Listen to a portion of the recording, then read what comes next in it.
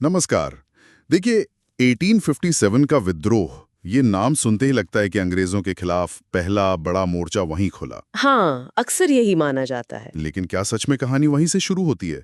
हमारे पास जो स्रोत हैं, खासकर people's resistance against British before 1857 के कुछ हिस्से, वो तो कुछ और ही इशारा करते हैं। बिल्कुल। लगता है बगावत की मतलब असंतोष की चिंगारियां तो बहुत बहुत पहले से सुलग रही थी। बिल्कुल सही।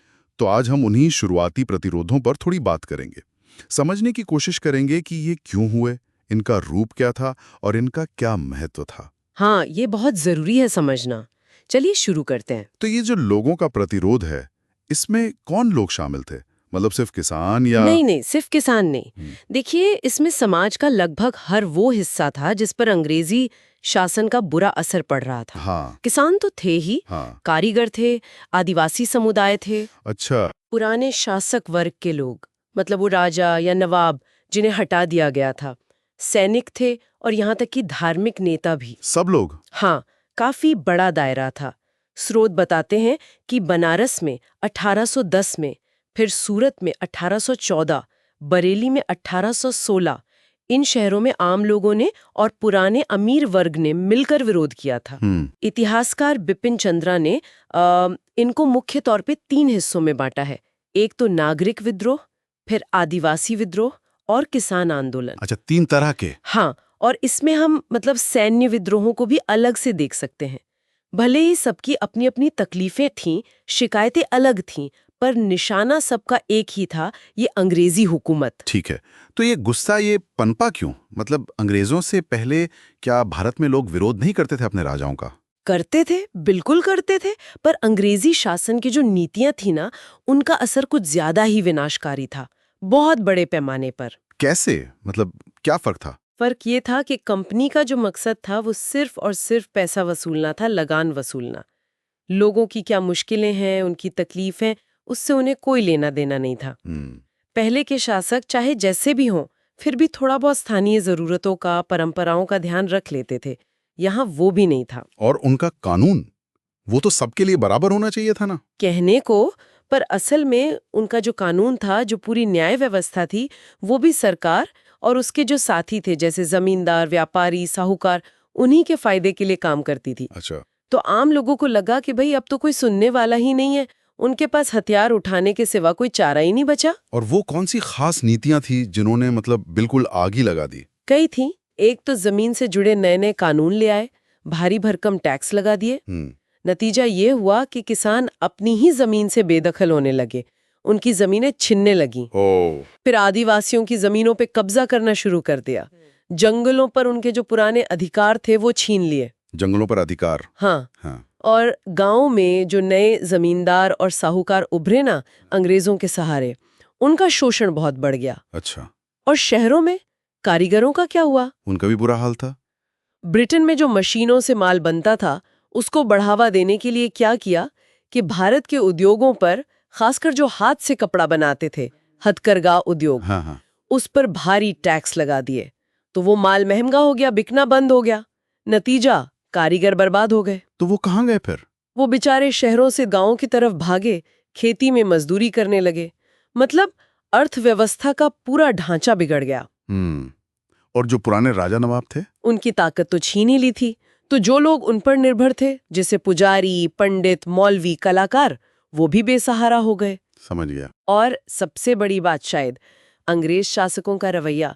वो खुद को बहुत ऊंचा समझते थे, भारतीयों को नीची नजर से देखते थे, अपमान करते थे। ये बात भी लोगों को बहुत चुभती थी। हाँ, ये तो है। तो ये जो कारण आपने बताए, इनका असर जमीन पर कैसे दिखा? कोई बड़ा उदाहरण है इन शुरुआती विद्रोहों का? सन्यासी विद्रोह का नाम आता है अक्सर। हाँ बिल्कुल, सन्यासी विद्रोह जो करीब 1763 से 1800 तक चला, वो इसी का एक बड़ा उदाहरण है। अच्छा, काफी लंबा चला ये तो। हाँ, हुआ ये कि बंगाल में उस समय भयंकर अकाल पड़ा था और ऊपर से अंग्रेजों की टैक्स वसूलने की नीतियां बहुत सख्त थीं। तो जिन किसानों को जमीन से निकाल दिया गया था, वो सन्यासियों के भेष में इकट्ठे होने लगे और उन्होंने विरोध शुरू कर दिया। सिर्फ किसान? नहीं, उनके साथ छोटे जमींदार भी आ मिले, वो सैनिक जिनकी नौकरियां चली गई थीं, और गांव के गरीब लोग भी सब शामिल हो गए। अच्छा, और किया क्या इन्होंने? उन्होंने कंपनी की जो फैक्ट्रियां थीं, उनके खजानों पर हमले किए, लूटना शुरू कर दिया। इसमें हिंदू मुसलमान दोनों थे, हाँ बिल्कुल। इसीलिए इसे कभी-कभी फकीर विद्रोह भी कह देते हैं। मजनू शाह, चिराग अली, फिर भवानी पाठक, देवी चौधरानी जैसे नेता थे जिन्होंने इसको लीड किया। देवी चौधरानी, हाँ नाम सुना है। हाँ, और बंकिम चंद्र चट्टोपाध्याय का जो मशहूर उपन्यास है आनंद मठ, हाँ आनंद मठ। वो इसी सन्यासी विद्रोह से प्रेरित होकर लिखा गया है। अच्छा, ये जानकारी तो दिलचस्प है। और आदिवासियों के प्रतिरोध, उनके बारे में स्रोत क्या कहते हैं? आदिवासी विद्रोह भी बहुत अहम है। उनकी जमीनें छीनी जा रही थीं, उनके जंगलों पर पाबंदियां लग रही थीं, बाहर के लोग साहूकार जमींदार आकर उनका शोषण कर रहे थे। तो उन्होंने भी हथियार उठाए? बिल्कुल, जैसे एक बहुत बड़ा विद्रोह था संथाल विद्रोह 1855-56 में। हाँ, 1857 से ठीक पहले। जी, ये जमींदारों और साहूकारों के भयानक शोषण के खिलाफ था। सिद्धू और कान्हू नाम के दो भाई थे, उनके नेतृत्व में हजारों संथालों ने बगावत कर दी। क्या किया उन्होंने? उन्होंने भागलपुर से राजमहल के बीच का जो इलाका था उसे अपना आजाद इलाका घोषित कर दिया। कहा कि अब यहाँ कंपनी का राज नहीं चलेगा। अरे वाह। हालांकि अंग्रेजों ने बहुत बेरहमी से इस विद्रोह को कुचल दिया, हजारों लोग मारे गए, लेकिन इसने आदिवासी एकता और उनके लड़ने की हिम्मत की एक मिसाल कायम की। और सैनिकों का क्या? उनके बीच भी तो बेचैनी थी ना। 1857 तो सिपाही विद्रोही था आखिर। हाँ बिल्कुल, 1857 से पहले भी कई बार सिपाही बगावत कर चुके थे, छोटे पैमाने पर ही सही पर हुए थे। जैसे वेल्लोर में 1806 में, वहां सिपाहियों को उनके धार्मिक चिन्ह पहनने से मना किया गया, माथे पे तिलक लगाने से, दाढ़ी रखने से, और एक नई तरह की पगड़ी पहनने को कहा गया जिसमें शायद गाय या सुअर की चर्बी लगी थी। ओह, तो धार्मिक भावनाएं आहत हुई। हाँ बिल्कुल। इसी तरह बैरकपुर में 1824 में सिपाहियों को हुक्म हुआ कि वो समुंदर पार करके बर्मा लड़ने जाएं। अच्छा। उस जमाने में समुंदर पार करना मतलब जाति से बाहर होना माना जाता था कई लोगों के लिए, तो उन्होंने जाने से इनकार कर दिया। इसके अलावा वेतन, भत्ते, प्रमोशन में भेदभाव, ये सब शिकायतें तो थी ही। समझ गया। तो मतलब किसान, आदिवासी, पुराने शासक, कारीगर, सैनिक, हर तरफ गुस्सा था। इतने सारे विद्रोह हुए, अलग अलग जगहों पर अलग अलग लोगों ने किए, फिर भी ये अंग्रेजों को पहले क्यों नहीं हटा पाए? क्या कमी रह गई? देखिए, इसकी कई वजहें थी। एक तो ये कि ये विद्रोह भले बड़े रहे हों अपने इलाके में, पर थे स्थानीय, मतलब लोकल इश्यूज पर ज्यादा फोकस था। हाँ।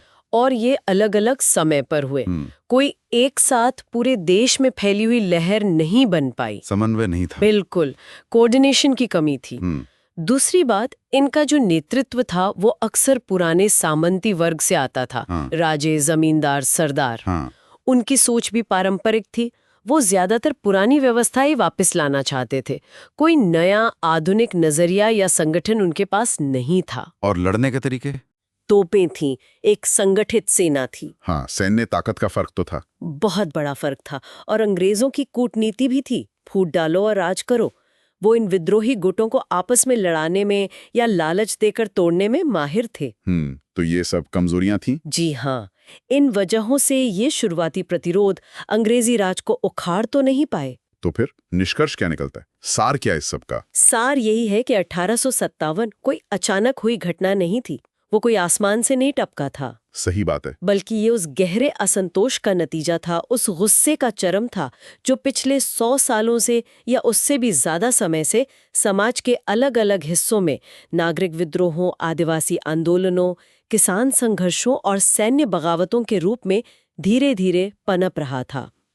इन शुरुआती लड़ाइयों ने कम से कम ये तो साफ कर दिया था कि ब्रिटिश राज को लेकर लोगों में गुस्सा कितना व्यापक और कितना गहरा था। बिल्कुल। और भले ही इन शुरुआती विद्रोहों को फौरी तौर पे कामयाबी नहीं मिली, मतलब वो अंग्रेजों को हटा नहीं पाए, लेकिन इनका महत्व बहुत ज्यादा है। कैसे? इन्होंने भविष्य के लिए जो हमारा संगठित स्वतंत्रता संग्राम हुआ बाद में, उसके लिए एक तरह से जमीन तैयार की, एक पृष्ठभूमि बनाई। अच्छा।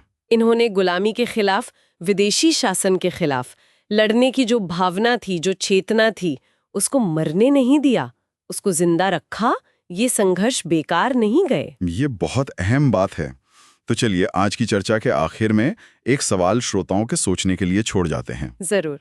अगर ये जो अलग अलग विद्रोह थे, जो अलग अलग समय पर अलग अलग जगहों पर हुए, अगर ये किसी तरह एक साथ जुड़ पाते, एक साझा राष्ट्रीय भावना के तहत संगठित हो पाते, तो क्या भारत का इतिहास कुछ और होता? सोचने वाली बात है। इस पर जरूर विचार कीजिएगा। आज की चर्चा के लिए धन्यवाद। धन्यवाद।